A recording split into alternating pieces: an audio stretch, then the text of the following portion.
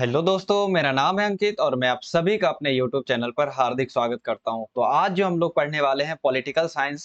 Political science का 8वां chapter चल रहा है। इससे पहले 7 चैप्टर कंप्लीट हो चुका है और 7 चैप्टर हम लोग क्वेश्चन आंसर के साथ कंप्लीट किए हैं। ऐसा नहीं है कि हम लोगों ने कहीं पर भी मिस किया। हम लोग बिल्कुल कंटिन्यू और सिस्टमैटिक तरीके से पढ़ते आ रहे हैं। इसी सिलसिले में आज जो है 8वां चैप्टर का क्लास 2 होने वाला। आज ये पार्ट 2 होने वाला है। इससे पहले पार्ट 1 हो चुका है और मैंने आपको काफ़ी अच्छे से समझाया है कि पर्यावरण और प्राकृतिक संसाधन के मसले पर जो भी बातें हुई थी, खास करके जो-जो पढ़ना था और क्या-क्या हम लोग पढ़ चुके हैं। अगर इसके बारे में आप लोग जानना चाहते हैं तो जाकर के पहला पार्ट ज़रूर देखिएगा, आपको बहुत मज़ा आएगा। उसका लिंक मैं इसी वीडियो के डिस्क्रिप्शन बॉक्स में दे दूँगा। यह सेशन 2024 के बोर्ड एग्ज़ाम के लिए बहुत ही ज़्यादा इम्पोर्टेंट है।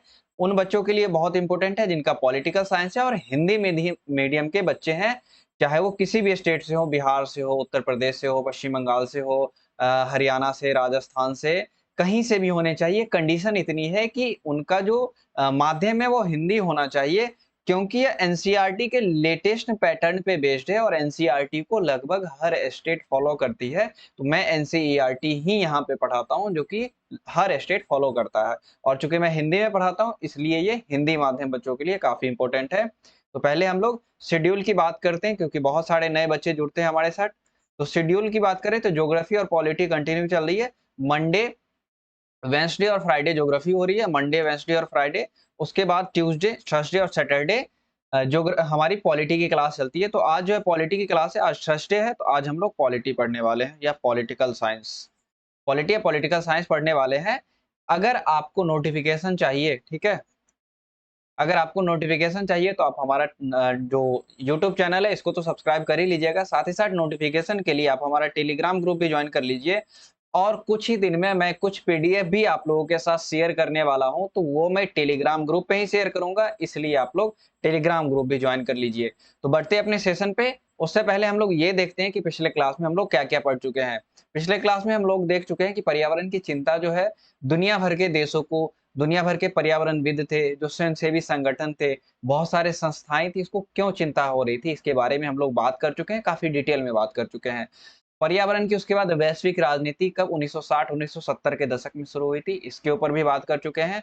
उसके बाद पर्यावरण से संबंधित एक महत्वपूर्ण सम्मेलन हुआ था, रियो सम्मेलन, जिसको हम पृथ्वी सम्मेलन के भी नाम से जानते हैं। और उस सम्मेलन के क्या परिणाम हुए थे, ये सब हम लोग पिछले क्लास में काफ़ी अच्छे से देख चुके हैं, काफ़ी अच्छे से डिस्कस कर चुके हैं। तो आज की क्लास में हम लोग क्या पढ़ने वाले हैं? आज की क्लास में हम लोग पढ़ने वाले हैं कि साझी संपदा क्या होती है? विश्व की साझी विरासत किसे कहा जाता है? उस विश्व की साझी विरासत को ही वैश्विक संपदा कहते हैं। इसकी सुरक्षा कैसे की जाएगी? इसको लेकर के क्या कोई नियम बने हैं? क्या कोई संधियाँ हुई हैं? इसके बारे में भी बात करेंगे। उसके बाद अंटार्कटिका के ऊपर भी बात करेंगे। अंटार्कटिका विश्व की साझी विरासत के अंतर्गत आता है, विश्व की साझी संपदा के अंतर्गत आता है, तो इसका क्या महत्व है? क्यों देश इस पे अपना एकाधिकार जमाना चाहते हैं? इसके ऊपर भी बात करेंगे। उसके बाद अंटार्कटिका पर किसका अधिकार होना चाहिए? क्यों कुछ देश इसको अपना संप्रभु मानते थे, अपना अपना क्षेत्र मानते थे, लेकिन बाद में जाकर के यह ऐसा इस बात पे सब सहमत हो गए कि यह क्या है कि विश्व की साझी विरासत के अंतर्गत आना चाहिए। उसके बाद साझी परंतु अलग-अलग जिम्मेदारियां, यानी कि किसी किसी मसले को लेकर, जैसे अंटार्कटिका को लेकर के ही साझी जिम्मेदारी होगी, लेकिन हर देश की अलग-अलग जिम्मेवारी होगी, इसके बारे में भी बात करेंगे। उसके बाद जो जिम्मेदारी दी गई है देशों को, इसको कैसे लागू किया जाए, इसके बारे में भी हम लोग बात करने वाले हैं। मैं उम्मीद करता हूँ कि इस चैप्टर में क्या-क्या पढ़ना है, ये आपको काफ़ी अच्छे से समझ में आ गया होगा। चलिए शुरू करते हैं हम लोग साझी संपदा या विश्व की साझी विरासत, जो हमारा टॉपिक है, इसके बारे में। साझी संपदा जो है, ठीक है? साझी संपदा, जो साझी संपदा है या ऐसे कह सकते हैं जो विश्व की साझी विरासत होती है। जनरली जो साझी संपदा होती है, जैसे नाम से ही पता चलता है, साझा, यानी कि 2 या अधिक आदमी का उसमें कहीं न कहीं स्वामित्व होगा, 2 या अधिक आदमी उसके मालिक होंगे। तो कुछ ऐसे संसाधन होते हैं जिसपे किसी एक व्यक्ति का हक नहीं होता, बल्कि पूरे समुदाय का हक होता है। उन संसाधनों को, उन वस्तुओं को हम लोग साझी संपदा कहते हैं, ठीक है? उन वस्तुओं को हम साझी संपदा कहते हैं जिन पर पूरे समुदाय का अधिकार होता है। अगर एग्जाम्पल की बात करें, आप लोग गाँव घर में भी रहते होंगे, तो देखिए गाँव का तालाब, ठीक है? अगर गाँव की बात करें तो गाँव में क्या-क्या हो सकता है? गाँव में तालाब हो सकता है, ठीक, गांव का तालाब हो सकता है। उसके बाद गांव में जो धर्म के लिए, जो धार्मिक लोग हैं उनके लिए, जो धर्म को मानने वाले लोग हैं उनके लिए मंदिर या मस्जिद हो सकता है। इसी तरह कहीं पे गुरुद्वारे या कहीं पे चर्च हो सकता है, ठीक है। जो सड़क होती है, ये किसी एक व्यक्ति की संपत्ति नहीं होती है। जो नाली होती है, ये किसी एक व्यक्ति की संपत्ति नहीं होती, इसको साझी संपदा कहा जाता है। उसी प्रकार से विश्व में कुछ ऐसी चीजें हैं जो किसी एक देश के अधिकार में नहीं आता है, किसी एक देश के क्षेत्राधिकार में नहीं आता है, और इसका प्रबंधन जो है, जो इसका मैनेजमेंट है, रख-रखाव है, यह कैसे किया जाएगा, ठीक है? यह साझे तौर पर अंतर्राष्ट्रीय समुदाय के द्वारा या अंतर्राष्ट्रीय देशों के द्वारा किया जाता है। उन चीज़ों को, उन्हें ही वैश्विक संपदा या मानव की साझी विरासत कहा जाता है। अब ये कौन-कौन सी चीज़ें हो सकती हैं? जैसे अंतरिक्ष हो गया, बाहरी अंतरिक्ष, पृथ्वी का वायुमंडल हो गया, समुद्र का सतह हो गया, अंटार्कटिका हो गया, ये सब साझी संपदा में या विश्व की साझी विरासत के अंतर्गत आते हैं। इन चीजों पर, जो ये चीजें हैं, इस पर किसी भी एक देश का अधिकार नहीं हो सकता। बताइए, पृथ्वी का वायुमंडल है, कोई एक देश कैसे कंप्लेन कर सकता है कि यह मेरा क्षेत्र है? हाँ, किसी एक देश का एक स्पेस, जो एरिया होता है, एयर स्पेस होता है, जो उस पे कंट्रोल करता है, जो, हाँ, जिस एयर स्पेस में उस देश का कानून चलता है। जैसे भारत है, भारत का अपना एयर स्पेस है। अगर किसी और देश का एयरप्लेन भारत में आएगा तो वो भारत से इजाज़त लेगा। लेकिन वायुमंडल कैसे दावा कर सकता है भारत? ठीक है? उसी प्रकार जो अंतरिक्ष है, इस पे कैसे कोई देश दावा कर सकता है? उसी प्रकार समुद्र का सतह है, इस पे कोई देश कैसे दावा कर सकता है? उसी प्रकार अंटार्कटिका है, इस पे कोई भी देश कैसे दावा कर सकता है? तो ये सभी चीज़ें साझी संपदा या विश्व की साझी विरासत के अंतर्गत आती हैं। अगर मैं आपको मैप के माध्यम से समझाऊँ, तो ये रह गया पृथ्वी का वायुमंडल। पृथ्वी का वायुमंडल है, ये बाहरी अंतरिक्ष है, समुद्री सतह और अंटार्कटिका। दक्षिणी ध्रुव पे, पृथ्वी के दक्षिणी ध्रुव पे ये अंटार्कटिका बसा हुआ है। पृथ्वी के निर्जन क्षेत्र का लगभग 26% एरिया ये कवर कर सकता है, करता है। निर्जन क्षेत्र कहने का अर्थ है वैसे क्षेत्र जहाँ पे लोग नहीं होता है, निर्जन, जहाँ पे जन जो है नहीं रहते, निवास नहीं करते, उस क्षेत्र को निर्जन कहा जाता है।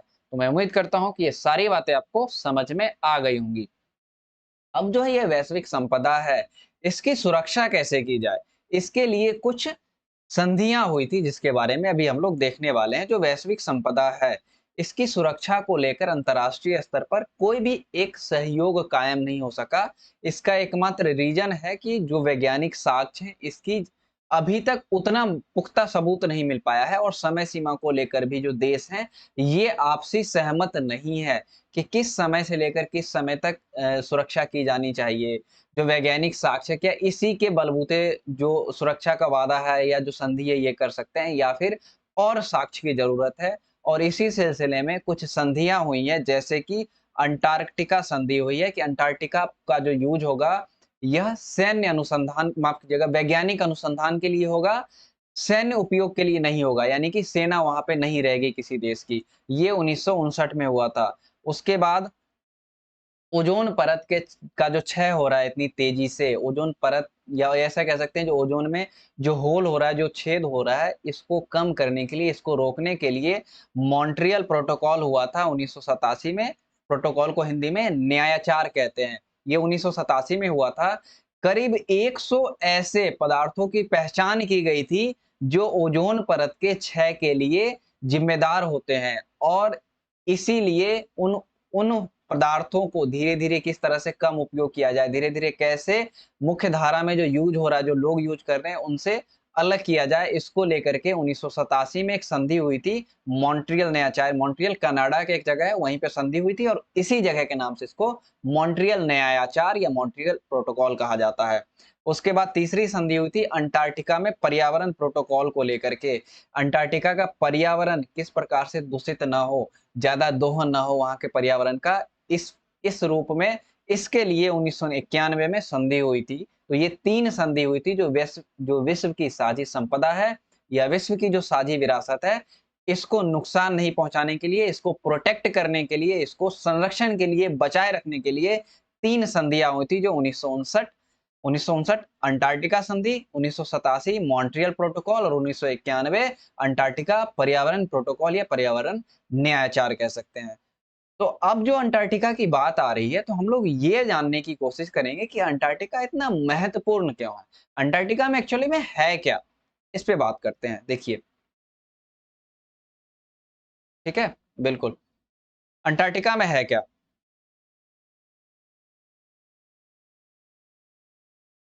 अंटार्कटिका में जो है, जो निर्जन क्षेत्र हैं, यानी कि ऐसे क्षेत्र जहाँ पे लोग नहीं रहते हैं, ठीक है? जहाँ पे लोग नहीं रहते, उन क्षेत्र को निर्जन क्षेत्र कहा जाता है।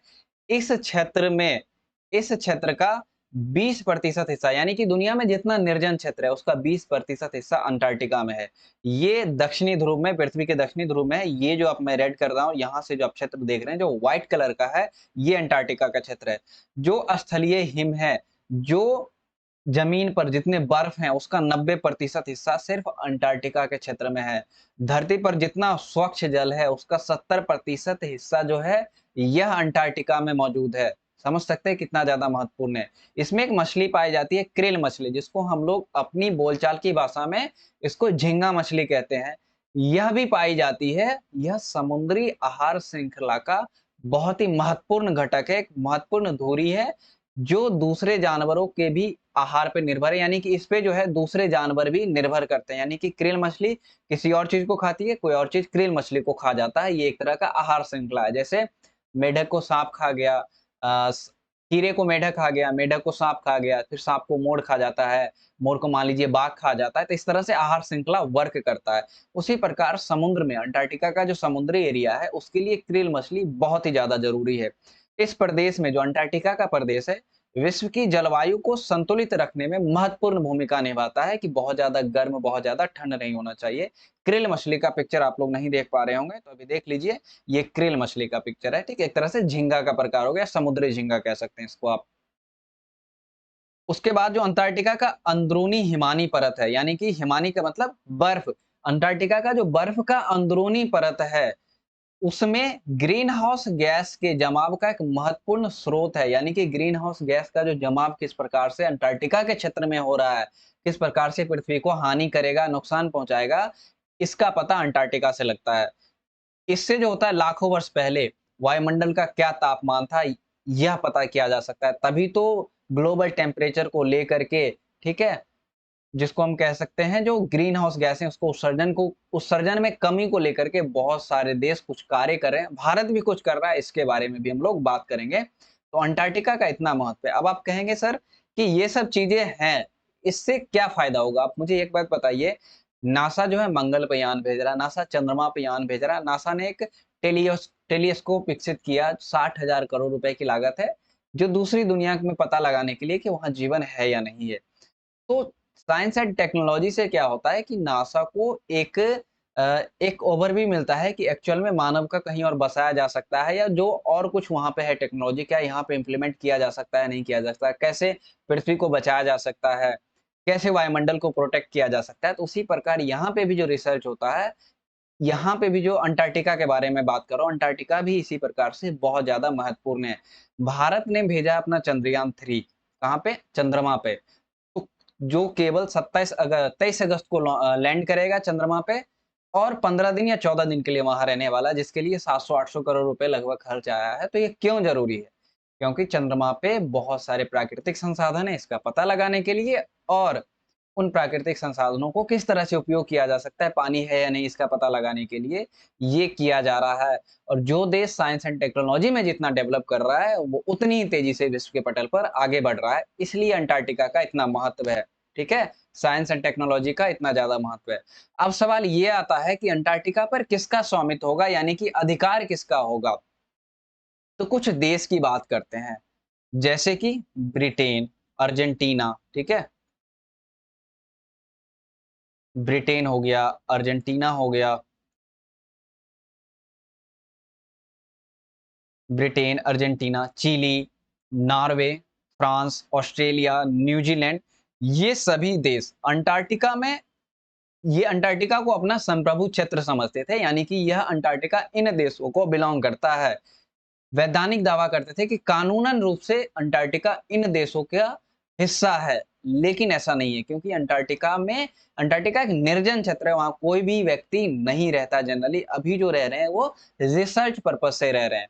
दूसरी तरफ जो अधिकांश जो देश थे, इन्होंने इसका उल्टा रुख अपनाया। उन्होंने कहा कि अंटार्कटिका जो है विश्व की साझी संपदा है और यह किसी भी देश के क्षेत्राधिकार में शामिल नहीं है। बाद में यही बातें मान ली गई कि यह एक विश्व की साझी संपदा है, किसी देश का अधिकार इस पर नहीं होना चाहिए। और बाद में चलकर अंटार्कटिका के प्रोटेक्शन को लेकर के कुछ संधियां हुई, जो मैंने आपको यहाँ पे बताया है। अंटार्कटिका संधि, अंटार्कटिका पर्यावरण प्रोटोकॉल। ठीक है, आई होप आपको समझ में आ गया होगा। उसके बाद 1980 का जिक्र जो मैंने आपको किया था, 1980 का जो मैंने आपको जिक्र किया था, 1980 के दशक में, 70-80 के दशक में अंटार्कटिका के ऊपर जब छेद हो गया, जब छेद का पता चला, तब जाकर के दुनिया की आंख खुली कि नहीं, ओजोन परत का जो क्षय हो रहा है, ग्रीन हाउस गैस है, उसको बर्बाद कर रही है। और इसीलिए बाहरी जो अंतरिक्ष है, जैसे वैश्विक संपदा में बाहरी अंतरिक्ष, पृथ्वी के बाहर, जैसे किसकी बात करें, ये बाहरी अंतरिक्ष है। ठीक है, बाहरी अंतरिक्ष के प्रबंधन पर भी दोनों देश, उत्तरी गोलार्ध के देश और दक्षिणी गोलार्ध के देशों के बीच सहमति नहीं थी। ये असहमत थे, क्योंकि जो बाहरी अंतरिक्ष में जो अंतरिक्ष यान भेजा जा रहा है, उसका जो डेब्रिस, जो कूड़ा कचरा जमा हो रहा है, यह कहीं न कहीं आगे चलकर नुकसान करेगा देशों को। यह ना ही अभी सबसे ज्यादा, मतलब ना ही अभी के हिसाब से बोले तो यह सही है, और ना ही आने वाले समय में यह सही होगा। इसलिए उत्तरी गोलार्ध के देश और दक्षिणी गोलार्ध के देश कुछ मसलों को लेकर के असहमत हैं, बटे हुए हैं। तो मैं उम्मीद करता हूं कि ये सारी बातें आपको अच्छे से समझ में आ गई होंगी। उसके बाद हम लोग देखते हैं कि साझी परंतु अलग-अलग जिम्मेदारियां क्या होती है। अच्छा लग रहा हो सेशन तो लाइक जरूर कीजिएगा, साथ ही साथ कमेंट भी करिएगा। मैं बहुत एफर्ट लगा रहा हूँ और मैं बार-बार कहता हूँ कि ये सारा कंटेंट जो है ना, ये पेड बैच का कंटेंट है, लेकिन मैं आपको फ्री ऑफ कॉस्ट में दे रहा हूँ, तो इसका लाभ उठाइए। और ऐसा नहीं कि मैं कुछ ही दिन देने वाला हूँ। अगर कुछ ही दिन देना रहता मुझे, तो 2-3 चैप्टर में पढ़ा करके खत्म कर देता। ठीक है, ऐसा नहीं करता कि मैं सारा पढ़ाता। ये 8वां चैप्टर चल रहा है और 1 चैप्टर और कंप्लीट होगा, हमारा 1 बुक कंप्लीट हो जाएगा। और 1 बुक जब कंप्लीट होगा, उसका जो question answer, objective question answer, एक कंपाइलेशन मैं आप लोगों को दूंगा। एक बुक का एक क्वेश्चन आंसर कंपाइलेशन दूंगा, ताकि आपको एग्जाम में कहीं भी दिक्कत ना हो। ठीक है, और इसलिए मैं बार-बार कहता हूं कि अगर आप चैप्टर का नोट्स बनाएं या ना बनाएं, लेकिन आप क्वेश्चन आंसर का नोट्स जरूर बनाएं। हालांकि जिन बच्चों ने नहीं बनाया है, कुछ दिन और वेट कर लीजिए, जब 9वां चैप्टर खत्म होगा तो पूरा एक बुक का कंपाइलेशन, ऑब्जेक्टिव क्वेश्चन आंसर का आपको मिल जाएगा, ताकि एग्जाम के पॉइंट ऑफ व्यू से आपको दिक्कत ना हो। और साथ ही साथ उसका पीडीएफ भी मैं आपको दे दूंगा। इसलिए मैं कहता हूं कि आप लोग टेलीग्राम ग्रुप ज्वाइन कर लिए, क्योंकि पीडीएफ आपको वहीं पे प्रोवाइड किया जाएगा। तो अब हम लोग अपने सेशन पे आगे आ जाते हैं। क्या है हमारा टॉपिक? साझी लेकिन अलग-अलग जिम्मेदारियां। ठीक है, साझी जिम्मेदारी का क्या अर्थ है कि जो भी अभी तक वैश्विक संपदा की बात हम लोगों ने की, साझी संपदा की बात की, वैश्विक विरासत की बात करी, बेसिकली एक ही चीज है। अंटार्कटिका, बाहरी अंतरिक्ष, पृथ्वी का वायुमंडल, समुद्र का सतह, इस सब को लेकर के दोनों गोलार्ध के जो देश, अभी कभी मैंने समझाया भी था आपको। मान लीजिए ये पृथ्वी है,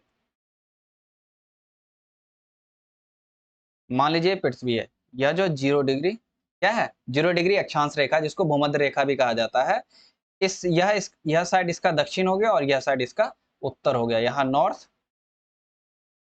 और ये हो गया साउथ। तो जो नॉर्थ में हो गए, जो नॉर्थ में जो देश होगा वो उत्तरी गोलार्ध का देश होगा, जो साउथ में देश होगा वो दक्षिणी गोलार्ध का देश होगा। तो यह दोनों देश किसी मसले को लेकर सहमत नहीं होते हैं। ठीक है, जो साझी जिम्मेदारी है, इसको लेकर के जो उत्तरी गोलार्ध के देश है, खासकर जो उत्तरी गोलार्ध में वैसे देश है जो अधिक विकसित है कंपेयर करें दक्षिणी गोलार्ध में, यहाँ पर जो विकसित देश होंगे खास करके, ठीक है, यहाँ पर विकसित होंगे और इस एरिया में विकासशील और अविकसित देश रहते हैं। तो उत्तरी गोलार्ध के देश का यह कहना है, या यह मानते हैं, या यूं कह सकते हैं, यह चाहते हैं कि पर्यावरण के संरक्षण में हर देश की बराबर जिम्मेदारी हो। ठीक है, लेकिन दक्षिणी गोलार्ध का क्या तर्क है कि जो पर्यावरण को सबसे अधिक नुकसान उत्तरी गोलार्ध के देशों ने पहुंचाया है। जब उत्तरी गोलार्ध में औद्योगिकरण हो रहा था, उस वक्त उत्तरी गोलार्ध के देशों ने पर्यावरण को अधिक नुकसान पहुंचाया है, और इसी वजह से उत्तरी गोलार्ध के देशों को इसकी अधिक जिम्मेदारी लेनी चाहिए। इसलिए दोनों के बीच मतभेद है, कंट्राडिक्शन यहीं पे दिख रहा है। उसके बाद जो भी विकासशील देश है, उनका कहना है कि ये विकासशील देश यानी कि हम लोग अभी औद्योगिकरण की प्रक्रिया से गुजर ही रहे हैं। जिस औद्योगिकरण की प्रक्रिया से विकसित देश या उत्तरी गोलार्ध के देश पहले ही गुजर चुके हैं, उनमें औद्योगिक विकास पहले ही हो चुका है, लेकिन दक्षिणी गोलार्ध के देशों में अभी ये चीज हो ही रही है। इसलिए दक्षिणी गोलार्ध के देशों पर उस तरह के प्रतिबंध, उस तरह के पाबंद नहीं लगाए जाए, जिस तरह के प्रतिबंध, जिस तरह के पाबंद उत्तरी गोलार्ध के देशों पर या विकसित देशों पर लगाए गए हैं। इसलिए जो अंतर्राष्ट्रीय कानून है, अंतर्राष्ट्रीय कानून पर्यावरण के संरक्षण को लेकर के जो अंतर्राष्ट्रीय कानून बने हैं, इसके निर्माण में अंतर्राष्ट्रीय कानून का किस तरह से अमल में लाया जाए, किस तरह से प्रयोग किया जाए, किस तरह से देशों पर लागू किया जाए, इसकी व्याख्या में दक्षिणी गोलार्ध के देशों का खास ध्यान रखा जाए, क्योंकि वो लोग अभी औद्योगिकरण की प्रक्रिया से गुजर ही रहे हैं। उन लोगों को उन देशों में पूरी तरह से औद्योगिक औद्योगिक सफलता नहीं मिली है। अभी तक उद्योग धंधे उस देशों में लगाए जा रहे हैं। और यही 1992 के पृथ्वी सम्मेलन में दक्षिणी गोलार्ध के देशों के इस तर्क को मान लिया गया और इसे ही साझी परंतु अलग-अलग जिम्मेदारियों का सिद्धांत कहा जाता है कि हम लोग अभी औद्योगिकरण की प्रक्रिया से गुजर ही रहे हैं, इसलिए हम पे वो सारे कानून नहीं लागू किए जाए, नहीं तो हम बहुत ज्यादा पीछे हो जाएंगे। इसी को कहा गया कि पर्यावरण के रिलेटेड साझी जिम्मेदारियां हैं। पर्यावरण सब लोगों का साझा है, मतलब पर्यावरण कह सकते हैं कि साझा महत्व है सभी देशों के लिए, लेकिन जिम्मेदारी अलग-अलग तय की कर दी गई। तो मैं उम्मीद करता हूं कि ये भी बातें आपको समझ में आ गई होंगी। उसके बाद हम लोग बात करेंगे उसके बाद हम लोग बात करेंगे जिम्मेदारी, ये जो साझी जिम्मेदारी है इसको कैसे लागू किया जाए। शायद कुछ वर्ड जो है छूट रहा होगा, अब मैं खुद को हाइड कर रहा हूं यहाँ से, ठीक है। जो साझी जिम्मेदारी है इसको कैसे लागू किया जाए, ठीक है। जो रियो घोषणा पत्र हुआ था 1992 में, जो रियो सम्मेलन हुआ था या जिसको पृथ्वी सम्मेलन कहते हैं, इसमें क्या कहा गया था कि धरती की पारिस्थितिकी को बचाने के लिए जो सारे देश एक साथ आए और जो भी नियम कानून बने हैं उसका सख्ती से पालन किया जाए, यानी कि विश्व बंधुत्व की भावना से काम करे। ऐसा ना हो कि एक देश पर्यावरण को बचाने के लिए पुरजोर कोशिश कर रहा है और दूसरा देश बिल्कुल ही पर्यावरण की उपेक्षा कर रहा है, ऐसा नहीं होना चाहिए। उसके बाद संयुक्त राष्ट्र संघ का, ठीक है, संयुक्त राष्ट्र संघ का जलवायु परिवर्तन से संबंधित क्या हुआ, एक यूएनएफसीसी यानी कि United nation framework convention on climate change, ठीक है।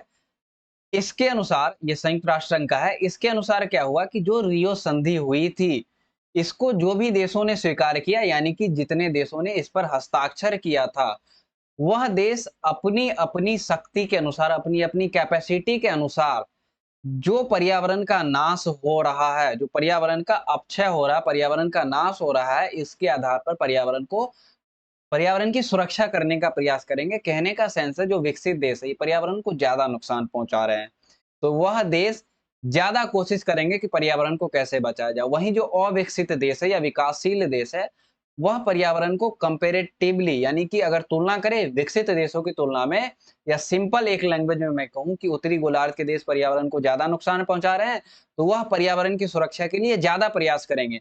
वहीं दक्षिणी गोलार्ध के देश पर्यावरण को कम नुकसान पहुंचा रहे हैं, तो वह कम प्रयास करेंगे, ये बात वहां पे कहा गया था। और विकासशील देश जैसे कि भारत, चीन, ब्राजील, उसके बाद भारत के पड़ोसी देशों की बात कर ले, श्रीलंका, पाकिस्तान, बांग्लादेश, ये सभी जो है ग्रीन हाउस गैस का अपेक्षाकृत कम उत्सर्जन करते हैं। ग्रीन हाउस गैसें कौन कौन सी है, मीथेन हो गया, कार्बन डाइऑक्साइड हो गया, क्लोरोफ्लोरोकार्बन हो गया, हाइड्रोफ्लोरोकार्बन हो गया, ये सब ग्रीन हाउस गैसेस हैं, जिस वजह से क्या होता है, पृथ्वी का टेम्परेचर धीरे धीरे बढ़ता है। और जब पृथ्वी का टेम्परेचर बढ़ेगा तो जो हिम है, जो जो पत्थर है, माफ कीजिएगा, जो बर्फ है, ये पिघलता है और बर्फ पिघल करके समुद्र में गिरता है, जिससे समुद्र का लेवल बढ़ता है। और ऐसा कहा जाता है कि आने वाले समय में मालदीव का कुछ हिस्सा, बांग्लादेश का कुछ हिस्सा, भारत का कोस्टल एरिया, दुनिया भर के जो कोस्टल एरिया है, समुद्र किनारे के एरिया है, यह डूब जाएंगे। तो जो विकासशील देश हैं, यह ग्रीन हाउस गैस का उत्सर्जन अपेक्षाकृत कम करते हैं, इसलिए इन्हें क्योटो प्रोटोकॉल की बाध्यताओं में कुछ छूट दिया गया। अब ये क्योटो प्रोटोकॉल क्या है, तो क्योटो प्रोटोकॉल जो 1997 में किया गया था, ये एक तरह की अंतर्राष्ट्रीय संधि है, यानी कि जो ग्लोबल वार्मिंग हो रही है, इसके द्वारा जो भी जलवायु परिवर्तन हो रहे हैं, इसको रोकने के लिए यह संधि 1997 में की गई थी। और ग्लोबल वार्मिंग क्या होता है, ये जस्ट मैंने आपको बताया। ग्लोबल वार्म यानी कि जो दुनिया जो है धीरे धीरे गर्म हो रही है, और इसका कारण क्या है, ग्रीन हाउस गैसें। ग्रीन हाउस गैसें क्या करते हैं कि पृथ्वी को धीरे धीरे गर्म करते हैं, और इस वजह से क्या है कि फिर से हिम जो है, जो बर्फ है ये पिघलता है, बात मिलाकर वहीं पे आती है। इसलिए जो विकासशील देश है ग्रीन हाउस गैसों का उत्सर्जन कम करते हैं और इसीलिए उनको क्योटो प्रोटोकॉल से की बाध्यताओं से कुछ छूट दी गई। तो मैं उम्मीद करता हूँ कि ये सारी बातें आपको अच्छे से समझ में आ गई होंगी। थोड़ा-सा फ़ॉन्ट छोटा है, थोड़ा-सा आप अपना जो क्वालिटी है ये बढ़ा लीजिएगा। उसके बाद सेशन खत्म करने से पहले हम लोग ये बात करेंगे कि अगले सेशन में हम लोग क्या-क्या पढ़ने वाले हैं। पर्यावरण से जुड़े मुद्दों पर भारत का क्या पक्ष रहा है, इसके बारे में भी जानेंगे। पर्यावरण के लिए, पर्यावरण से संबंधित भारत क्या काम कर रहा है, पर्यावरण की सुरक्षा के लिए, पर्यावरण को बचाने के लिए कुछ नई जो गाइडलाइंस आई है भारत सरकार की, इसको भी मैं पढ़ाऊँगा यहाँ पे। कुछ महत्वपूर्ण दुनिया भर के पर्यावरण आंदोलन हुए हैं, इसके बारे में भी हम लोग बात करेंगे। संसाधनों की होड़ की वैश्विक राजनीति हो रही है, खास करके तेल को लेकर के, खास करके पानी को लेकर, जी हाँ, पानी को लेकर भी हुई है, इसके बारे में भी हम लोग बात करेंगे। उसके बाद हाशिए पर जो मूलवासी जनता है, उनके क्या सवाल है, इसके बारे में भी हम लोग अगली स्लाइड में या अगले क्लास में बात करने वाले हैं।